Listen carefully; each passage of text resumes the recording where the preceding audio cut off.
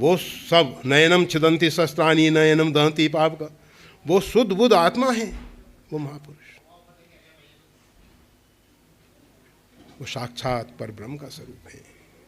वैसे जो गुरुदेव हैं, केवल उन्होंने इस मृत्युलोक के लिए, मृत्युलोक के जीव जो हैं, आपको मालूम होगा भगवान शंकर जो हैं कैलाश पे गए और फिर उनके मन में विचार आया कि काकभूषण जी जो हैं नीलगिरी पर्वत पे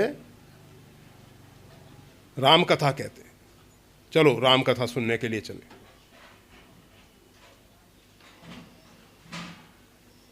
तो राम कथा सुनने के लिए विचार करने लगे कि यहाँ तो सब पक्षी पक्षी बैठे हुए हैं, तो भगवान शंकर भी पक्षी का रूप धारण कर लिए, क्योंकि खग जाने खग ही की भाषा, पक्षी पक्षी की भाषा समझ सकेगा।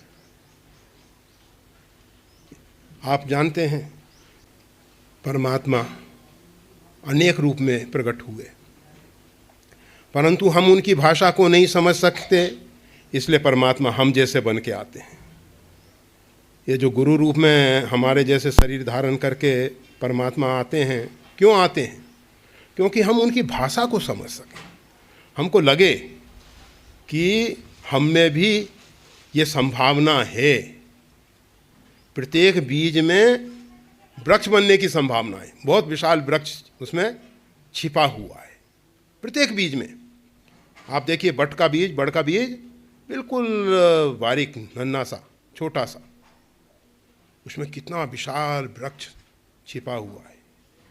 इसी प्रकार से प्रत्येक व्यक्ति में नर से नारायण तक की संभावना है, प्रत्येक व्यक्ति में संभावना है। तो जब हम देखते हैं कि ये गुरुदेव भी तो हमारे जैसे शरीर वाले हैं, ये उस ऊंची कक्षा तक कैसे पहुंच गए, हम भी पहुंच सकते हैं, हम भी पहुंच सकते हैं। हमारे अंदर भाव जागृत होता है, जो पूर्व जन्म जन्मांतर के संस्कार हैं वो जागृत होते हैं, और हमको लगता है कि कुछ करना है। अभी तक कितना खा खा के, कितना कुंटलों खा खा गए, बिष्टा बना दिया, बर्बाद कर दिया। अब कुछ करना है, अब लो नसानी अब ना नसही हो। अभी तक तो व्यर्थ ही शरीर जीवन बर्बाद किया, अब जो शेष जीवन बचा हुआ है इसमें कुछ कर लेना है, करने जैसा है। और अगर बिना किए चले गए तो केवल पश्चाताप ही हाथ लगेगा, केवल पश्चाताप हाथ लगेगा। ये बीता हुआ समय लौट के नहीं आने वाला। हम संसार की पूरी दौलत, पूरी संपत्ति रख दें कि बीता हुआ समय वापस आ जाए, नहीं आने।